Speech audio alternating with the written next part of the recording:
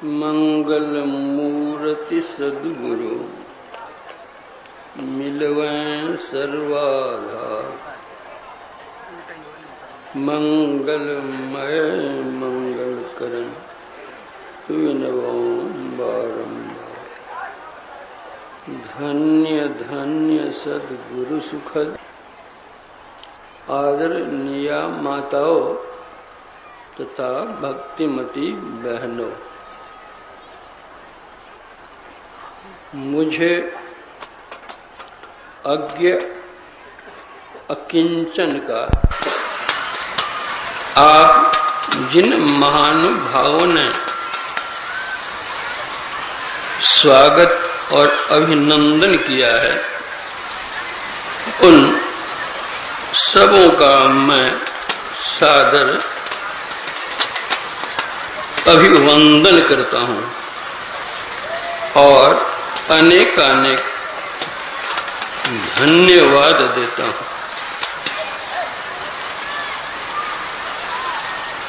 मुझ जैसे अज्ञानी को सज्ञानी की संज्ञा से सुशोभित कर और आप लोगों ने जिस उच्च पद पर मुझे आसीन किया है, उस पद के योग्य तो मैं हूं नहीं।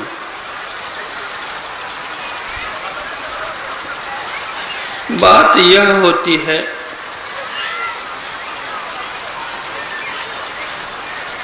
जो नीच होते हैं वे उच्चासन पर आसीन होने पर भी विशेष नहीं होते, और जो विशेष जन हैं वे अगर नीचे ही बैठते हैं तो उनकी विशेषता जाती नहीं है, बनी रहती है। जैसे एक कौआ यदि 5 महले मकान के ऊपर जाकर बैठे तो उससे उसकी शोभा नहीं होती, और सरोवर के किनारे हंस बैठता है, वहां ही उसकी शोभा होती है। नीच नो सोहे मंच पर, मही पे सोहत धीर, काक न सोहे पाक पर, सजे हंस सर तीर। तो आप लोगों ने तो काक को ऊपर में बिठा दिया है और आप लोग हंस होकर के नीचे में बैठे हुए हैं।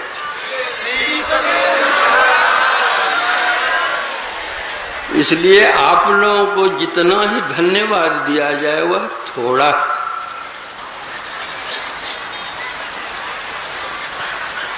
आप लोगों ने मर्यादा पुरुषोत्तम भगवान श्री राम का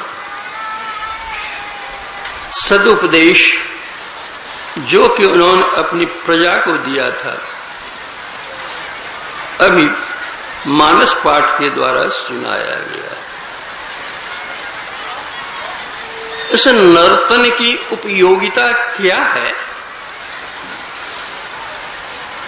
इस अखिल भारतीय संतमत वार्षिक अधिवेशन की तिथियां और ईस्वी बतलाती है।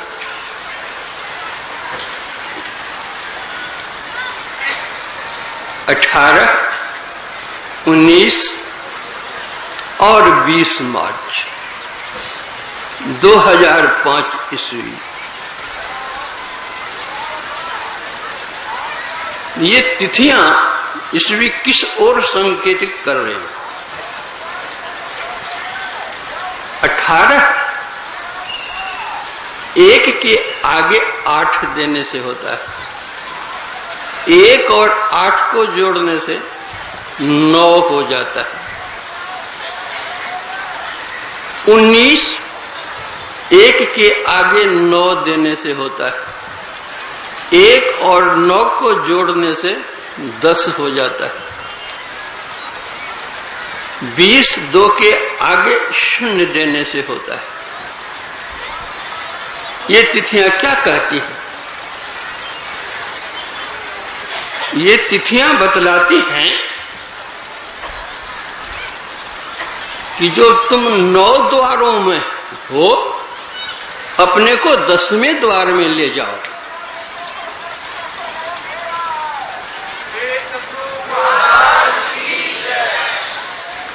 नौ द्वार में रहने से क्या होता है और 10वें द्वार में जाने से क्या होता है? गुरु नानक देव जी महाराज कहते हैं, 9 दर ठाके धावत रहाये, 10वें निज घर बासा पाए, उठे अनहद शब्द बजे दिन राती, गुरुमति शब्द सुनावनिया। जब तक तुम 9 दरवाजे में रहोगे, आंख के 2, कान के 2, नाक के 2, मुंह का 1 और मलमूत्र विसर्जन के 2, इन 9 द्वारों में जब तक तुम बंधे रहोगे, आवागमन के चक्र में रहोगे। दैविक भौतिक इन त्रितापों से संतप्त होते रहोगे। इसलिए अगर इन 3 त्रितापों से मुक्त होना चाहते हो, इन 9 द्वार को छोड़कर 10वें द्वार में जाओ। अर्थात आज तो 18 तारीख है और कल 19 तारीख है। हमारे गुरुदेव कहते हैं,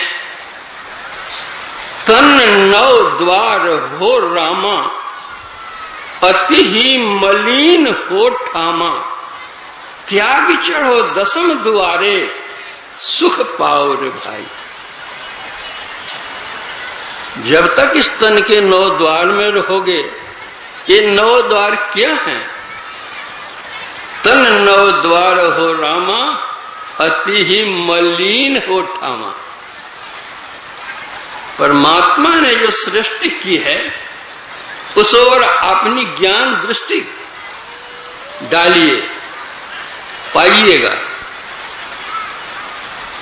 परमात्मा ने दोनों नेत्रों को सबसे ऊपर रखा है, उसके नीचे 2 कान दिया है, उसके नीचे नासिका के 2 छेद दिए, उसके नीचे मुंह का 1 छिद्र है, उसके नीचे मलमूत्र विसर्जन के 2 छिद्र। आंख से जब पानी जाता है हमारे मित्र को, दुखी होता है बेचारा, रोता है,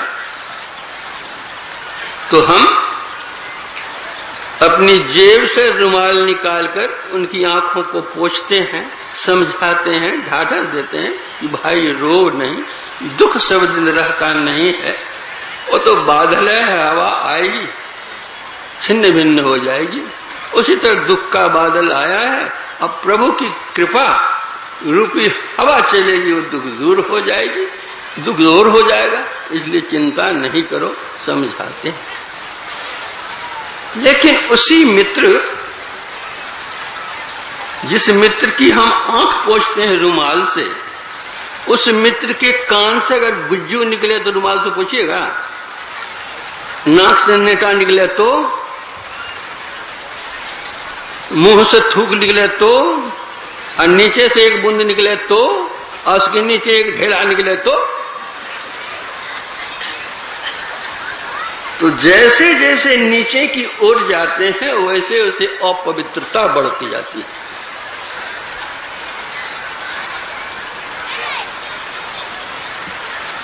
जब तक हम लोग जागृतावस्था में रहते हैं, तब तक नेत्र में रहते हैं।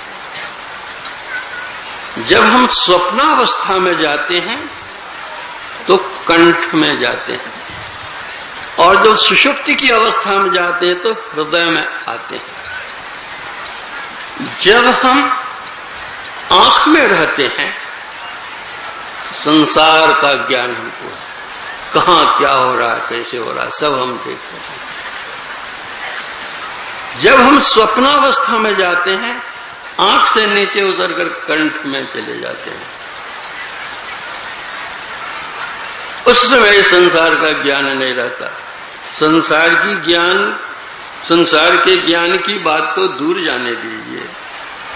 हम जिस कमरे में सोए हुए होते हैं, हमारे बगल में ही कोई सोई हुई है या कोई सोए हुए हैं, वे उठ करके चले गए, चली गई या वही हैं, कुछ पता नहीं। कमरे में कौन आए और कौन गए, कुछ भी पता नहीं।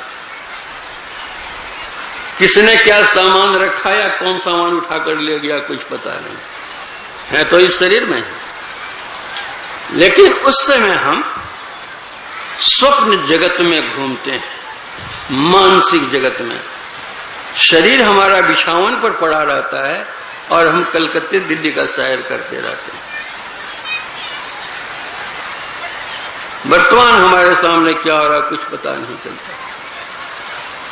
और जब हम कंठ से नीचे हृदय सुषुप्ति अवस्था में चले आते हैं, तो वह स्वप्न जगत भी मिट जाता है। अब जब हम नींद टूटती है हमारी, तो हम कहते ओह आज बड़ी गाढ़ी नींद आई, बस इतना ही और कुछ नहीं। जब हम हृदय से कंठ में आ जाते हैं, तो वही मानसिक जगत में फिर भ्रमण करने लगते हैं। कंठ से ऊपर जब हम आंख में आते हैं, तो फिर ये सारा दृश्य हमारे सामने जगत का आ जाता है। स्थूल जगत का ज्ञान हमको होने लगता है। संत जन कहते हैं कि जैसे जैसे तुम नीचे की ओर गए, अपवित्रता की ओर गए, अज्ञानता की ओर गए, और जैसे जैसे तुम ऊपर उठते गए तो ज्ञान की दिशा में गए और पवित्रता की दिशा में गए। हृदय से कंठ और कंठ में आंख, कंठ से आंख तक तो तुम आ गए, इस संसार का ज्ञान होने लगा। लेकिन अगर इस आंख से तुम ऊपर जा सको तो उस संसार का ज्ञान होगा, जिससे परमात्मा का भी ज्ञान हो जाएगा आगे चल करके।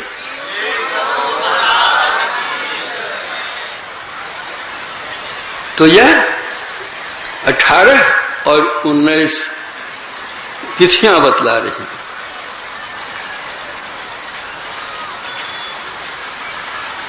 10वें द्वार में प्रवेश करो। 9 द्वार में तुम बंधे हुए हो और पवित्र दशा में हो, अज्ञान की दशा में हो। चलो कहां, बढ़ो। यह 10वां द्वार क्या, आज्ञा चक्र का केंद्र बिंदु, उसमें प्रवेश करोगे। तमसो मां ज्योतिर्गमय होगा, अंधकार से तुम प्रकाश में जाओगे। वैसे कितनी भी तुम प्रार्थना नित्य करते रहो, तमसो मां ज्योतिर्गमय, तमसो मां ज्योतिर्गमय, सदमा सदगमय, सदमा सदगम, मृत्युर्मा अमृतगमय, करते करते तुम थक जाओगे, मर जाओगे प्रार्थना। लेकिन जा नहीं सकते जब तक इसकी सदयुक्ति नहीं मिल सकती। इसलिए इसकी क्रिया जान करके 10वें द्वार में प्रवेश करो। अंधकार से प्रकाश में जाओगे, प्रकाश से शब्द में जाओगे। शब्द में भी तुमको विविध प्रकार के शब्द मिलेंगे और प्रकाश भी विविध प्रकार के मिलेंगे। उन विविधताओं को पार करते हुए ये स्थूल, सूक्ष्म कारण, महाकारण, ये 4 जड़ात्मक मंडल हैं।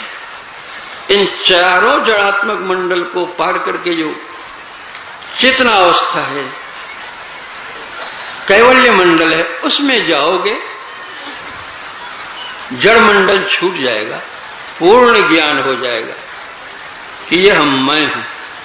अभी तो तुम कहते हो कि मैं, आमी आमी कोड़ी बोझी तेना पारी, के आमी आमाते आछे की रतन, कौन शक्ति बोले बेराई चले बोले, कारे अभावे होय देह अचेतन, देह माझे आछे प्राणेरी संचार, ताहते ही बोली आमी बा आमार, प्राण गेले चले होवे शवाकार, केवाकार कोथा रोवे ध्वन जाओ। जब इन जलात्मक मंडल को पार करके आगे चेतन मंडल में पहुंचोगे तब तुमको स्वयं अपने का ज्ञान होगा कि यह मैं। जैसे इस जागृतावस्था में अपने शरीर का ज्ञान हमको होता है तो अन्य जितने शरीर हैं सभी शरीरों का ज्ञान होता है। अपने शरीर का ज्ञान जब स्वप्नावस्था में नहीं रहता है तो अन्य ज्ञान भी नहीं होता। उसी तरह जब उस अवस्था को प्राप्त करोगे, कैवल्य अवस्था को, उसमें अपना ज्ञान होगा और इससे संबंधित जो परमात्मा है उसका ज्ञान।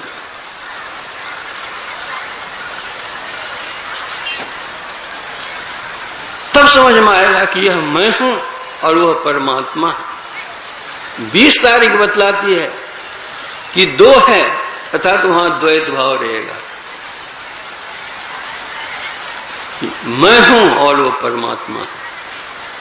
जिस तरह कांच की अलमारी हो, उस अलमारी में कोई चीज रखी हुई हो, आप बाहर से देख सकते हैं कि अमुक चीज इसमें है, लेकिन आप उसका स्पर्श नहीं कर सकते हैं। उसी तरह जब चेतन आत्मा चेतनावस्था को प्राप्त करता, अपना ज्ञान होता है और परमात्मा का ज्ञान होता है, 20 तारीख बतलाती है कि द्वैत रहेगा वहां पर। इसलिए उसके आगे जो शून्य है वहां बढ़ो। दो के आगे बढ़ो, क्या है? शून्य। शून्य क्या है? एक ही शून्य नहीं। और द्वैत भी आगे 2005 बतला रहा है, क्या है? वहां भी तो दो है, इसको भी पार करो। 2 शून्य वहां मिलेंगे और 20 में भी 1 शून्य मिलेंगे। इन 3 शून्यों को पार करो। 3 शून्यों को पार करने से क्या होगा? संत दादू दयाल जी महाराज कहते हैं, सुन्नी सुन्न सुन्न के पारा, अगुण सगुण नहीं दोई। सुन्नी शून्य शून्य, ये 3 शून्यों को पार करोगे। अंधकार का शून्य, प्रकाश का शून्य, शब्द का शून्य। इन 3 शून्यों को जो पार कर जाओगे तो वहां न सगुण है न निर्गुण है, दोनों के परे है। जो आप लोग प्रतिदिन पाठ करते हैं, सब क्षत्र क्षर अपरा परापर और अक्षर पार में, निर्गुण सगुण के पार में, सत असत के पार में। संत कबीर साहब कहते हैं, सरगुण की सेवा को छोड़ने का काम नहीं है, सेवा करो सरगुण की, और निर्गुण का करो ज्ञान। लेकिन इन दोनों में भी बंद करके रहना नहीं है। निर्गुण सरगुण के परे तहां हमारा ध्यान। निर्गुण और सगुण के दोनों के परे चले जाओ। यह 18 तारीख, 19 तारीख, 20 तारीख और 2005 ईस्वी बतला। 5 क्या कहता है? 5 ईस्वी है ना, वो 5 क्या कहता है? कहते हैं उस 5 को छोड़ो, ये पंचतत्व 5 तत्व का शरीर है, इसको छोड़ करके आगे बढ़ो। 5 मंडलों को पार करो। स्थूल सूक्ष्म कारण महाकारण कैवल्य हो के पार, उसको भी पार कर जाओ। कैसे होगा? तो यही मानुष देह समैया में करूं परमेश्वर से प्यार। कर्म धर्म को जला खाक कर देंगे तुमको तार। तह जाओ जहां प्रभु मिले हुए तब जानो है स्नेह, स्नेह बिना नहीं भक्ति होगी, कर ले साचांगे। अरे प्रभु को बुलाते क्यों है कि प्रभु ये मेरे पास आओ? प्रभु के पास जाओ। भगवान श्री कृष्ण और अर्जुन दोनों वेश बदल करके जंगल में घूम रहे थे। घूमते घूमते घूमते एक साधु बाबा की कुटिया में पहुंचे। साधु बाबा बैठे हुए थे। दोनों ने प्रणाम किया साधु बाबा को। साधु बाबा के पास 3 तीर रखे हुए थे। तो अर्जुन को आश्चर्य हुआ। भगवान तो सर्वांतरजामी थे, सब कुछ जानते ही थे, इसीलिए तो वेश बदल कर गए ही थे। और अर्जुन के मन में जो थोड़ा अहम था उसको भी दूर करना था भगवान को। तो अर्जुन पूछते हैं भगवान से कि तो साधु बाबा हैं और फिर इनके पास में 3 तीर रखे हुए हैं। तो भगवान ने कहा इनसे ही नहीं पूछो ये क्या बतलाते हैं, क्यों रखे, तो यही बतलाएंगे। कार्य का कारण तो कर्ता के अतिरिक्त कोई जानता नहीं है, पूछो। अर्जुन ने हाथ जोड़ करके पूछा कि महात्मन आप तो साधु हैं, महात्मा हैं, इतने बड़े संत हैं, और आपके पास में ये तीर हिंसात्मक सामग्री, ये कैसी बात है, समझ में बात नहीं आती। तो साधु भगवान का अरे हमारा कोई दुश्मन तो है नहीं, बाघ सिंह तुम्हारे पास खटक ही नहीं पा सकता है, लेकिन ये 3 तीर हम 3 के लिए रखे हुए हैं। कहा सो क्या? तो 1 तीर तो देखो मैं अपनी रक्षा के लिए रख रहा हूं, और ये 2 तीर जो है, जब कभी हमको अर्जुन से भेंट हो या कभी द्रौपदी से भेंट हो तो दोनों को मारने के लिए 2 तीर है। कान खड़ा हो गया अर्जुन का, देखने लगे कृष्ण भगवान। तो भगवान तो वेश में नहीं थे, बदले हुए वेश थे। तो भगवान पूछते हैं कि इन दोनों ने आपका क्या किया जो उनके प्राण घात के लिए आप तीर रखे हुए? बोला दोनों, क्या बतलाऊं? जो अर्जुन मां है हमारे भगवान को घोड़ा दौड़वाता है, अपने बैठ कर जाता है रथ पर और घोड़ा दौड़वाता है, क्या कहते हैं, हमारे भगवान से। कुचवान बनाया है हमारे भगवान को, उसको मारूंगा। अका द्रौपदी ने क्या किया? द्रौपदी कौरवों की सभा में जब उसकी साड़ी खींची जा रही थी तो भगवान भगवान कह करके पुकारती, तो भगवान कहाँ द्वारिका में थे, उनको दौड़ करके आना पड़ा। क्या होता, नंगी हो जाती, भगवान को क्यों दौड़ाया उसने?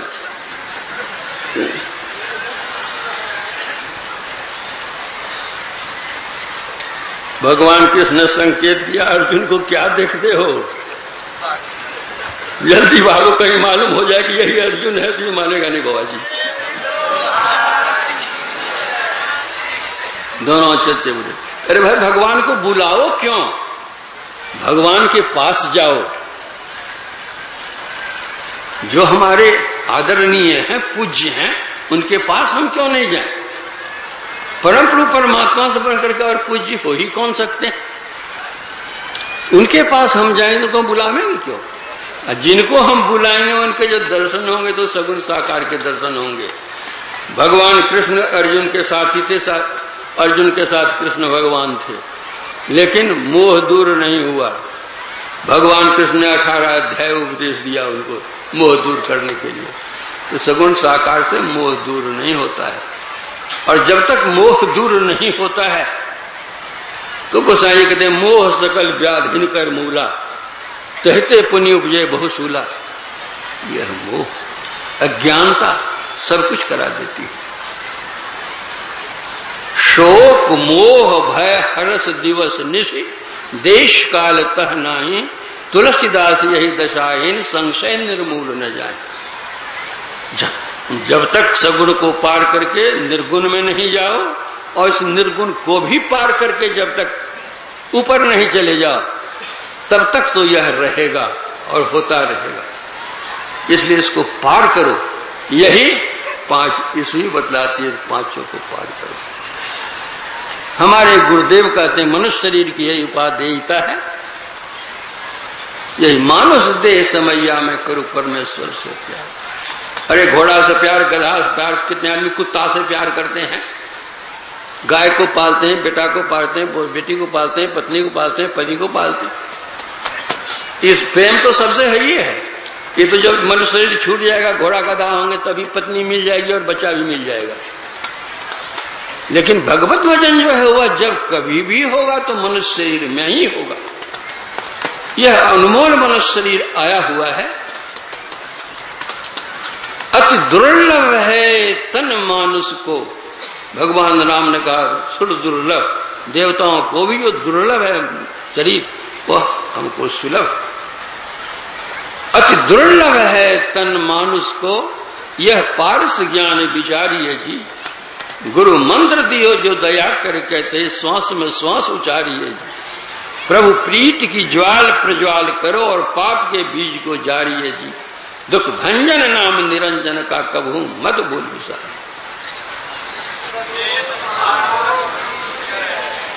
एक संत हुए आगरा में, राधा स्वामी साहब, उन्होंने कहा यह तन दुर्लभ तुमने पाया, कोटि जन्म भटका जब खाया।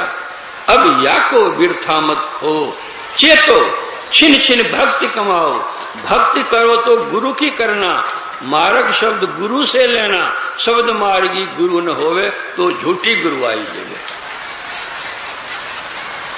यह मनुष्य जितना ही दुर्लभ है, जितनी ही इसमें सुंदरता है, उतनी ही इसमें क्षण भंगुरता भी भरी हुई है। कब चला जाएगा कोई ठिकाना नहीं। श्वास लेते हैं, घोंट सकेंगे कि नहीं, बाहर ही रह जाएगा। बाहर सांस हम फेंक सकेंगे नहीं सकेंगे, इसका ठिकाना है।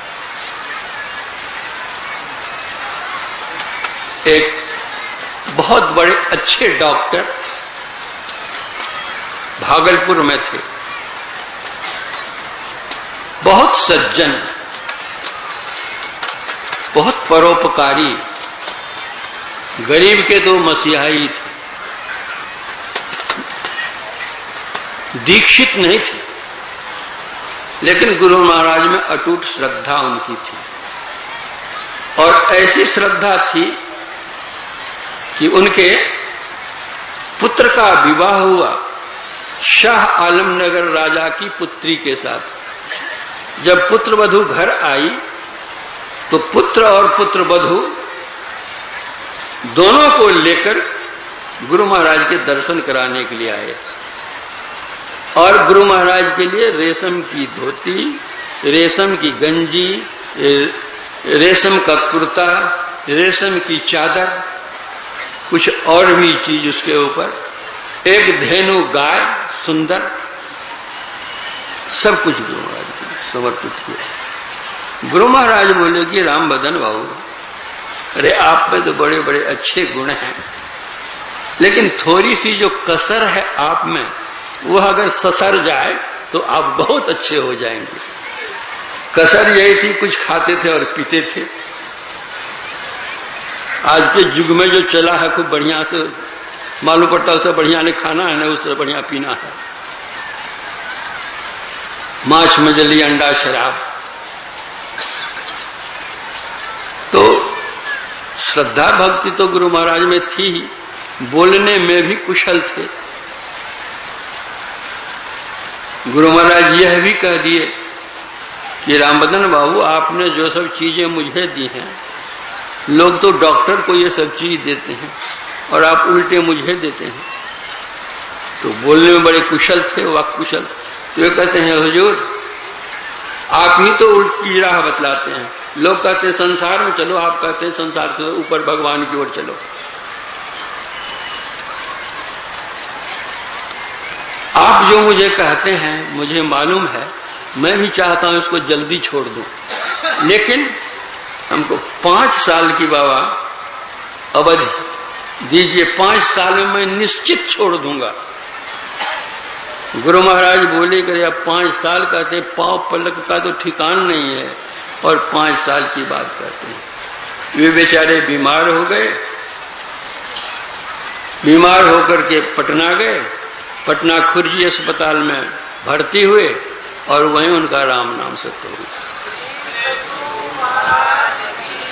यह जीवन का कोई ठिकाना नहीं। जीवन थोड़ भया भव घोर, कहा धन जोर करोड़ बनावे।